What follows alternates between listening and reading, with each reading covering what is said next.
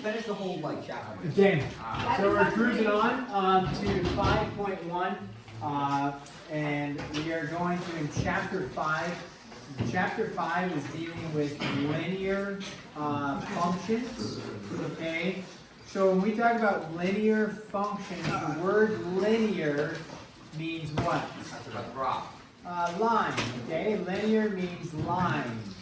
So we know what a function is. Functions deal with inputs and outputs, right? Our inputs are also called domain. Our outputs are called range. Okay, so in this, then, as I remembered, it came to me, Bodie, you never took your test. Can I take it in study hall? When study hall? Actually, can I just take it now? Yeah, you can take it now or study hall. You want to do it now? Okay. Just have you take it now. Do you want to take it in here or out there? I'll just take it. Okay, that's fine. Gail, why don't you get a desk and take that out for Bodie? Now. And then can I get my notebook? Yeah. Sounds like a perfect plan. Bodie, can you hold the door for Caleb so he doesn't have to smash the door with the desk? I also use Yeah. Okay. Holy cow, Caleb. Thank you so much. You're so strong. Yeah. That's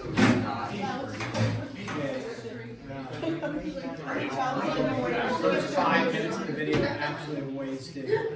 True. Okay, yeah, a lot going on here. I mean, the entire class is disappeared. If I'm already on a child, would that also be a Marin had a child, would that also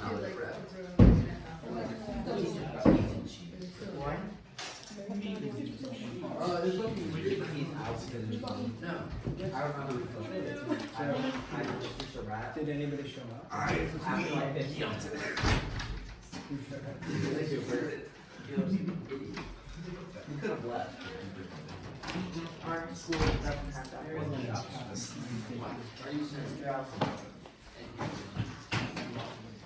I thought you just had your lunch, Abe. No. From Lord of the Rings had a child. Would their child be Okay, here we go, guys. Alright, so we know what a function is. It has inputs and outputs, which are domain and range. Okay. Linear functions are going to be specific to talking about lines. Okay, so when you think of a graph, on a graph, we're specifically talking about lines for those graphs. So 5.1 is going to be discussing linear functions. The word linear has the word line in it, and so that's what we're going to be talking about. Okay, so in this, we are going to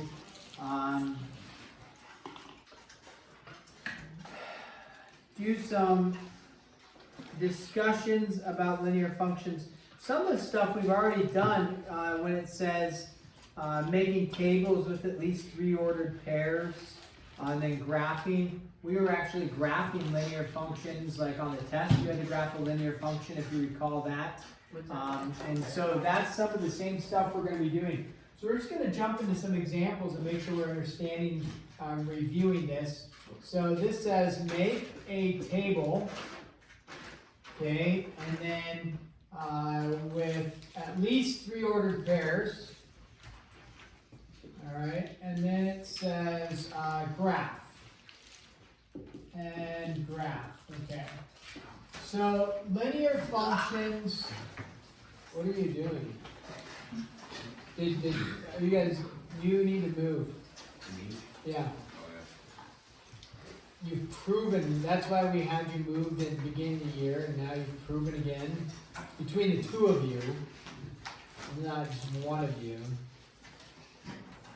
So where would you like to move to? There's a front row of no distractions and nobody messing around with you, nobody being annoying. Or we can banish you to the orange desk.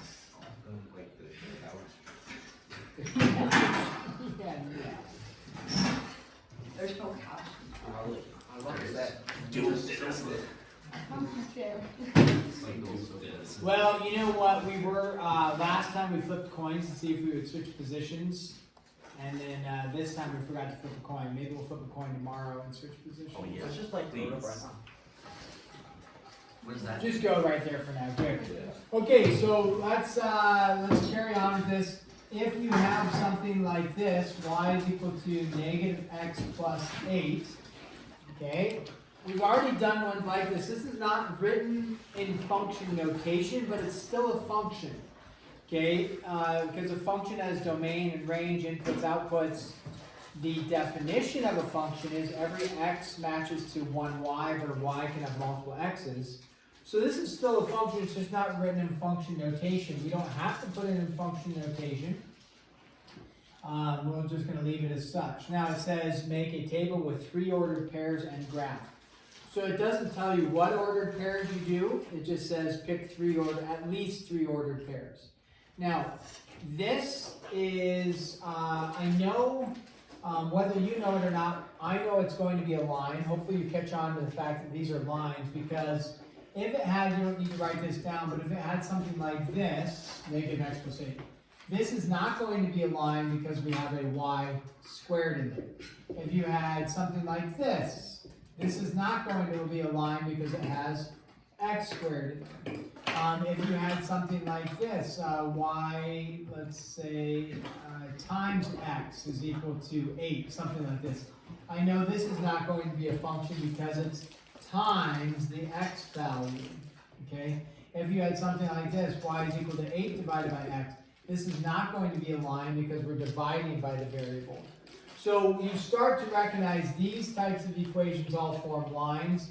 Equations like this do not form lines. And since we're talking about linear functions, we know that this is going to look like a line, and any points that we put on here should all end up being on the same line. So when we go to graph our points, if your graph looked like this, this, and then this, you did something wrong, because this should form a line, so our points should line up like that. No pun intended, they should line up. Ethan?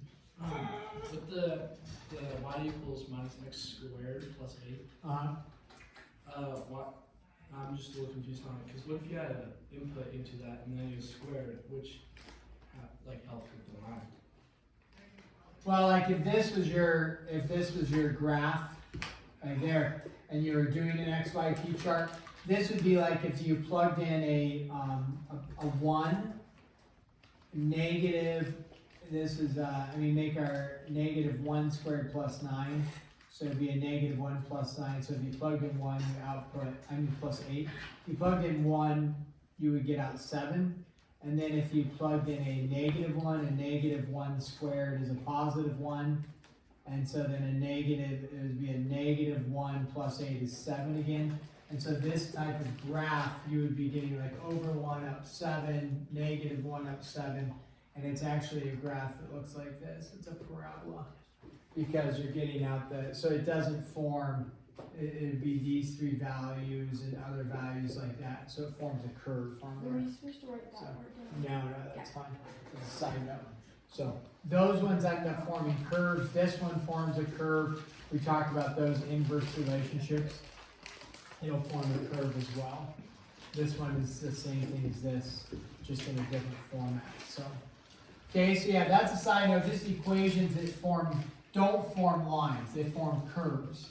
Those ones form curves. Okay, so then let's go back to over here. Let's pick 3 points. Usually, a lot of times we only pick positive values. I would say that's fine, not wrong to do. I might pick a negative, a 0, and a positive. You don't have to, you can pick any 3 points. But if I were to do a negative, if I plugged in a negative 1, when you plug in a negative 1 up there, what do you get? A negative and a negative is a positive. So you get a positive 1 plus 8 is 9. If you plug in 0, you get out 8, because negative 0 is just 0. And then plus 8 is 8. And if you plug in 1, what do you output? Plug in a negative, and you plug in the positive 1, so it's a negative 1 plus 8 is 7. So that's what they want you to do, and then they want you to graph it. So you go negative 1 up 9, approximately there, over 0 up 8 right there, over 1 up 7 like this. So if you were just sketching your graph on a homework or test, that would work to do that. You would use a straight edge and graph a line like that, okay? So that's all they want you to do there. Now they're gonna throw in some, I would say some trickier ones in the sense of this. We're gonna talk about this type of unique line, y equals 3. Now you look at that, what's different about that one is there's no x. So this type of line that we're going to discuss, and it says make a table, okay, you're like, okay, well how am I going to do this, and then graph it. So when we go to make a table or graph this one, this is y equals 3. What does y equal all the time? Y is going to equal what all the time? 3. Okay, so it doesn't deviate from that. Y is always going to be 3. So if I were to graph this, okay, let's start with the graphing of it.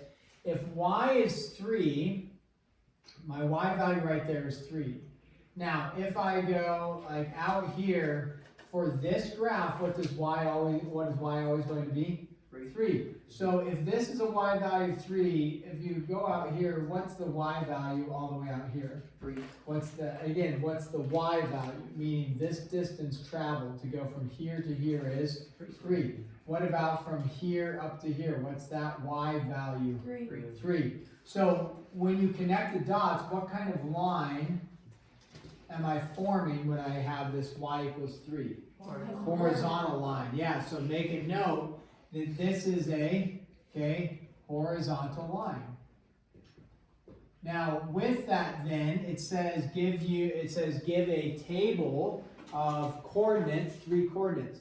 Well, what are 3 coordinates for it? Well, what do I know my y value is going to be for all 3 coordinates? 3, 3, 3, okay? So then it doesn't matter what you put for x. You're like, well, what do I put in for x? You see that y value is always going to be, so if I plug in a -1, I output 3. Now there's no spot to plug in the x, because it's just telling you y is always 3, so it doesn't matter what x is, your output's always the same. So you just pick any values you want, -1, 0, and 7. Sounds great. Doesn't matter. You're always going to get out your y values of 3. Okay? So here is a little phrase that you should know. A horizontal line, okay? That is a y equals something with no x. That's a good question that I'd ask. Horizontal lines are y equals something with no x. Or it'd be like y, is it y equals something with no x? Or is it x equals something with no y? So if you see y equals something with no x value, what kind of line are you going to make? A horizontal line. Let's do another one. This one though is going to say x equals, let's throw a negative in there, -4. Okay. Now this is x equals instead of y equals. So when I go to graph this one, okay, x equals -4, we're going to go -4 on the x, right, and then we're going to make a dot. So when I do that -4 and I make a dot, this is going to form a line, okay, x is always going to be -4. So Abby, you just said it. It doesn't matter, like if I said, well, what's my x value right here? Now again, not what's my y value, just what's my x value. How far over is that value? -4. What's my x value? Make sure I'm doing this somewhat in line. What's my x value here? Usually people are trying to count up or something, but remember, x value, I'm just curious how far over did I go? -4, and I get out that, right? And then this is -4, so I get out that. So what's my x value? -4, so what kind of line am I forming? A vertical line. So this is a vertical, and a vertical line, here's the pro tip with it, a vertical line is a x equals something with no y. So a vertical line is x equals something with no y in it. Because there's no y, right? We just see x. So when I go to make a xy chart, what are my x values going to be? I need 3 of them. What are my x values? Plug in -4, plug in -4, plug in -4. You can't do anything different. If you plugged in a 5, well, there is, x can only be what? -4. So what are my y values? Pick one. Real. 0. 0, 100. 100, 1. I heard 1 first, right? So, yeah, sure. -4 up 0, -4 up 100, -4 up 1. Sounds great. So those are 2 unique ones that you're going to see in there. Okay, now, this says, okay, write each linear equation in standard form. So, write the linear equation in standard form. Okay, what is standard form? Well, okay, we need to discuss this. Standard form, and also another word for standard form is general form. I don't know if you guys have seen that. But standard form is this: ax plus by is equal to c. So that's like an equation that you should know. On the last test, I gave you a few equations, right, at the top. Maybe the same is true here, or like on the mid-checker assessment, I might test you on a few equations like, hey, what is standard form? Okay, what standard form is that it's a way to write equations that is standardized. So it's everybody, if I said put it in standard form, it should be universal that our equations look like this. Now, what this means is that we have our x and our y on the left-hand side, and then we have our constant on the right-hand side. And also in standard form, there are no decimals and there are no fractions. We'll discuss that. So if you came back over here and you look at this equation right here, this is not in standard form. Why is this not in standard form? Because your y is on the left, your x is on the right. To get it to standard form, you need x and y on the same side, and you don't want any fractions and you don't want any decimals. Okay, so we will work with what that looks like for standard form. Okay, so let's do an example here. Let's pick a fairly easy one. Let's start with this. We call this number 4 here. So this is 3x equals, okay, 18 plus y. Okay, so this is not in standard form because I have an x on the left and a y on the right, of the equation. In order to have it be in standard form, you need your x's and your y's together on the left-hand side. So, in this case, I need to move my y from the right-hand side over to the left. So how do I get rid of the y? Minus y. I subtract the y from both sides like this. Now it doesn't have anything, there's no other y's to connect it to. So we just say, okay, 3x and then minus y is equal to 18. And we would be done in that case. Is that standard form? You bet, because the x's and y's are on the left and my constant, the number without the variable, is on the right. So is it standard form? Yes. Okay, let's do another one like that. Standard formatting, let's go with y equals 5/8 x minus 3. Wait, I have a question on the last one. Yeah. Why wouldn't you divide by 3 on each side? For starters, you don't want any fractions. So if you did divide both sides by 3, that means you'd have to divide the y by 3. And so you'd have y over 3. And that would be a fraction. We don't want fractions in standard form. Standard form puts it in a format that, well, universally everybody knows what standard form is, and so it should all look the same. So if you do it one way and then somebody in pre-calc does it the same way, it's all going to look the same. Somebody at a different school does it in standard form, it all looks the same. So in other words, if you divided this by 3, right, 3x, and you say, okay, I'm going to divide everything by 3, those cancel, but then you have y divided by 3 is equal to 6. I now have a fraction. It's no longer standard form. As the goal is it'll all look the same. If I say standard form, everybody's will look the exact same. Versus this looks, it's still the same equation, just in a different format. Yeah, I didn't know you would have to divide the y. Yep, you would have to divide the y because it's attached with the subtraction there. Okay. Yep, so we don't want to do that. Can you use y equals mx plus b?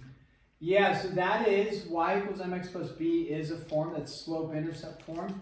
And then that's what this is at, and y equals mx plus b. But that's, yeah, so you can use that, as we saw like over here, that's fine. What we're doing though is working with the figuring out how to put it in standard form so we can look at different types of forms. So, okay, so then when this says standard form, we need to bring, well, two ways we could do it. One is we can eliminate the fraction because we don't want any fractions, right? In standard form, there's no fractions. So how do I eliminate the fractions in this case, Abby? You multiply the whole thing by 24. By what? 24. You could do 24, but you want to multiply by the LCD. Oh, So just 8 in this case. 24 would eliminate your denominator, but we don't want to do that. Because it would just be make every number bigger and not be reduced. So you multiply by the LCD. What's the LCD in this case? 8. So we're going to multiply everything by 8. When we do that, okay, 8 goes into everything, and we have 8 times y. What's 8 times y? 8y. Okay, what's 8 times 5/8? What happens to the 8 at the bottom? That cancels and that cancels. You're just left with 5x. And then what's 8 times 3? 24. Okay. So now, are there any fractions left? No, fractions are eliminated. Then, okay, Abe. Is that a negative 8 or just a regular 8? Regular 8. Also, to multiply doesn't have to be on the front. No, it doesn't matter, front or back. And we're doing it to both sides of the equation, so it doesn't matter. So, and then to put it in standardized format, okay, when you bring the negative, you subtract 5x over, okay? When you do that, what you're going to get is a negative 5x plus 8y is equal to a negative 24.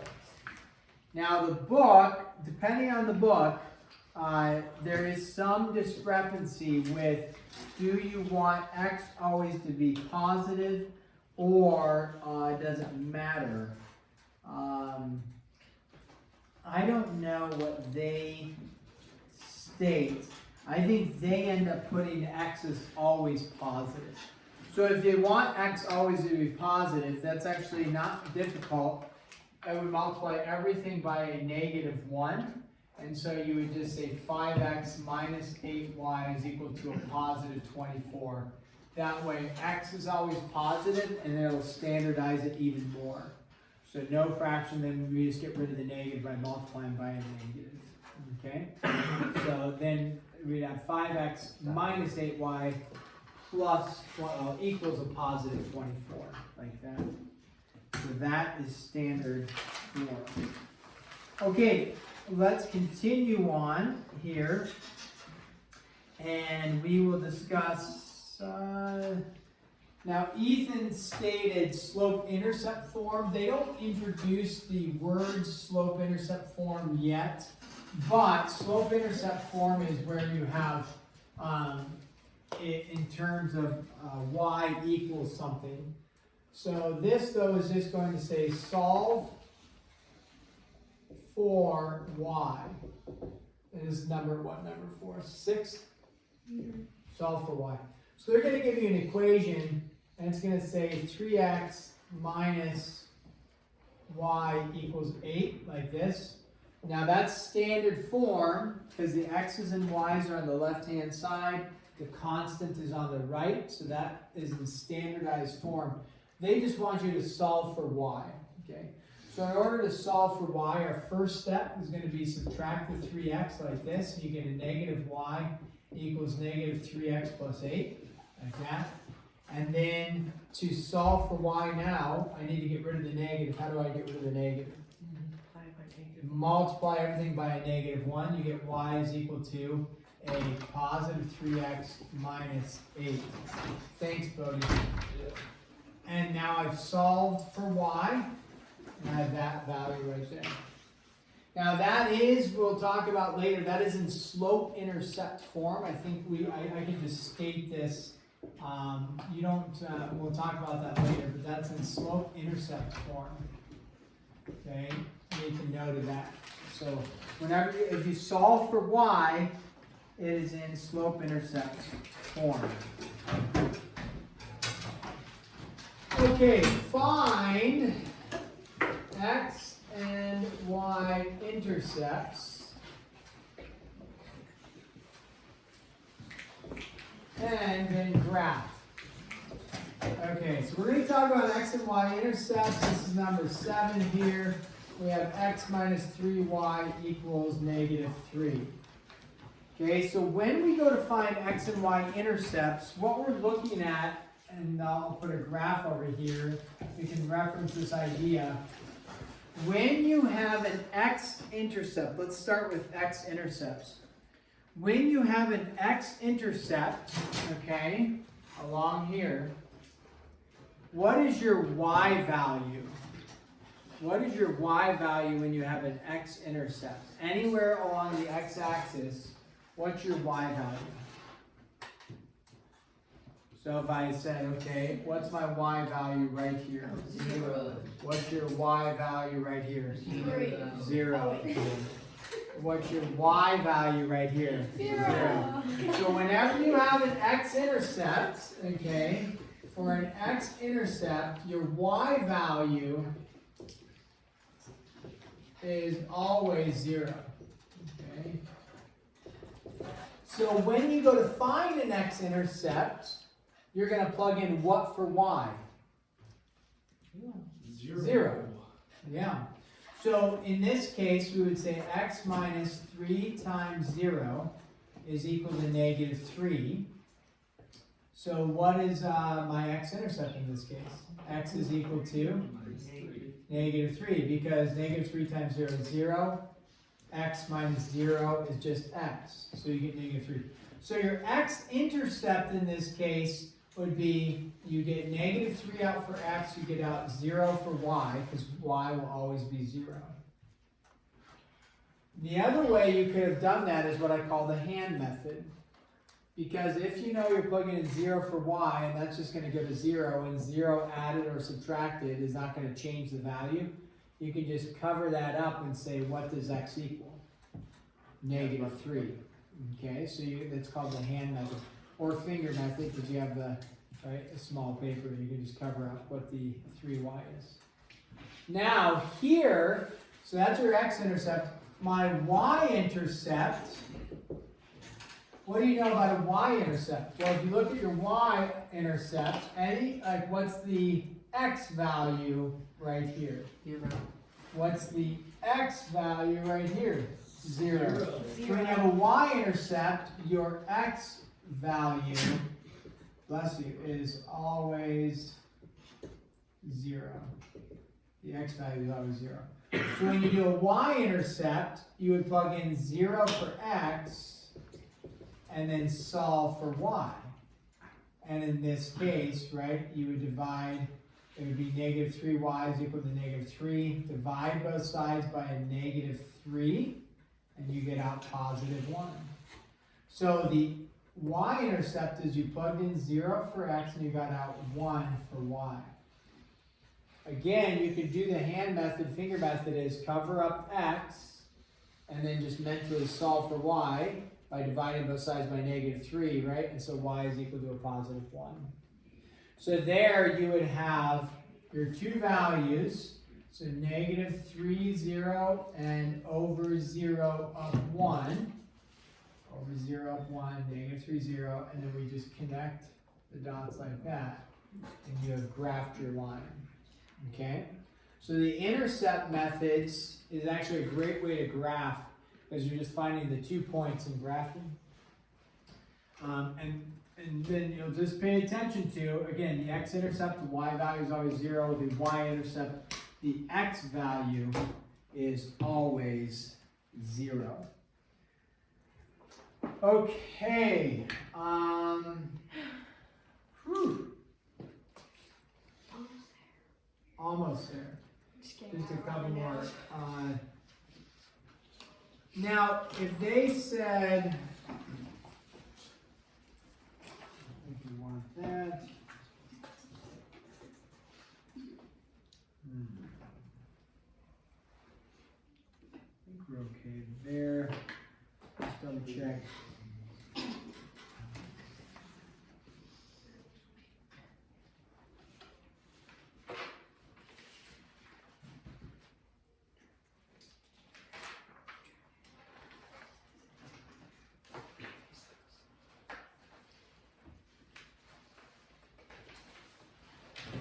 Stand by one, Liz. Thanks for your patience here.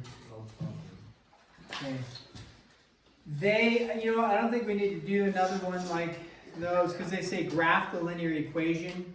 In order, let me reference this. In order to graph, how many points do you need to graph a line? 2, right? 2 points to connect dots. How many points are on the line? Infinite. But how many points do you need to graph lines? 2. So they're going to give you some equations that are just going to say graph. Just in that case, you just need to find 2 points. I want to give you one more that'll like find the x and y intercepts. We'll call this number 8. Go briefly here. If they say find the x and y intercepts, and here's your equation, x equals 4. Okay. You need to think of like what kind of graph this is, because all of a sudden you're like x equals 4. How do I plug in 0 for x and 0 for y, just like I did over here, to find my intercepts? Let's think through what kind of graph does this make, and then it'll help us figure out what our x-intercepts and what our y-intercepts are. Because I want to find an x-intercept and I want to find a y-intercept and figure out what those are. Okay, so when we go to graph this, x equals 4, what does this look like? Vertical at where? 4. At x equals 4. Where's I missed my mark? There you go. So this is a vertical line. So what's my x-intercept on this? 4. What's this? Where does it cross the x-axis? 4. 4 comma 0. Good. 3. Interesting. It's fascinating. Not 3. -2. Right. Fascinating. Okay. Then visually look at it. Where's the y-intercept? Where did it cross the y-axis? Not real. Really? It crosses at 0? Huh. 4. Again, the green. Where does the green line cross the y-axis? Oh, Never. always It cross. never does. Thank you. Oh, smart, man. Yeah, that's right. I mean, visually, I'm sorry, I didn't know it was. I wasn't trying to make it a hard question. I'm just like trying to visually look at where does the green line Never. cross the y. This is my y-axis. Where does the green line cross the y-axis? It doesn't. Never. There you go. Yeah, never. Also, it's None. Oh, my words. What? Never mind. Oh, you're right. This is actually not a function. Because this x value has infinite y value. So that is a unique line. This is not a function. Okay. So here are your homework assignment sheets. Abby already has one. Okay. Chapter 5. We're built. You run? Okay, pull out your book and start working. You don't have a ton of time left, but we have a few minutes left here. I'll give him one.